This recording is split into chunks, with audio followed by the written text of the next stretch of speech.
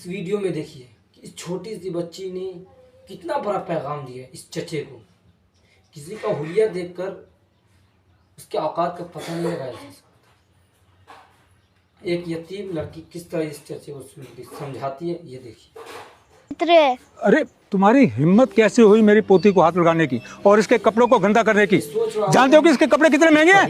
नहीं अंकल, मैं कपड़े खराब नहीं कर रही थी। मैं तो बस किताबें दिखा रही थी कि ये कितनी अच्छी किताब है, इसमें कितनी अच्छी अच्छी कविताएं हैं। अरे बड़ी बदतमीज हो तुम। अरे एक बार में तुम्हारी समझ में नहीं आया? चलो यहाँ से, भागो यहाँ से। गवार कहीं की आ जाते हैं कीड़े मकोड़े बन के परेशान करने के लिए। सारा मूड ही खराब करके रख दिया। जैसे ये गंवार और वैसे इनके माँ बाप भी गंवार, छोड़ देते हैं मरने के लिए रोड पे। ले कटोरा हाथ में चल दिया हूँ फुटपाथ पे, अपनी रोजी रोटी की तलाश में। मैं भी पढ़ना लिखना चाहता हूँ साहब, मैं भी आगे बढ़ना चाहता हूँ साहब, मैं भी खिलौनों से खेलना चाहता हूँ साहब। रुक जाता हूँ देख के अपने हालात को, क्योंकि साहब मैं अनाथ हूँ। फुटपाथ से ही शुरू होती है मेरी जिंदगी, खत्म होती है वहीं। मैं इसी चौराहे का राजा और इसी चौराहे का रंक।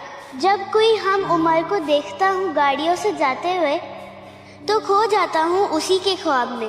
अब नहीं रहता किसी का आश्वासन या विश्वास, मैं बस 2 वक्त की रोटी की तलाश में फिर से खड़ा हो जाता हूँ उसी फुटपाथ पे, क्योंकि साहब मैं अनाथ हूँ।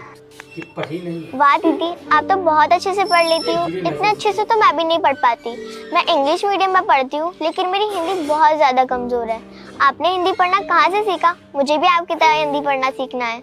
हाँ, हिंदी पढ़ना सबको आना चाहिए। इंग्लिश बोलना बहुत अच्छी बात है, लेकिन इंग्लिश बोलने के चक्कर में हमें हमारी मातृभाषा नहीं भूलनी चाहिए। कोई काम मुश्किल नहीं होता, अगर हम किसी काम को मन लगा के और मेहनत से करते तो हम कोई भी काम कर सकते हैं। और अगर हमें कोई काम मिलता है तो हमें उसे दिल से करना चाहिए।